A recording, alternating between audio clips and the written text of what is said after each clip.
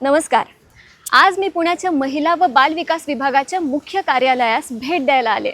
महिलांच्या सक्षमीकरणाचा आणि बालकांच्या उज्ज्वल भविष्याचा जो विश्वास आहे त्याकरिता कार्य करण्यासाठी ज्या योजना राबवल्या जातात आपण त्या जाणून घेऊ.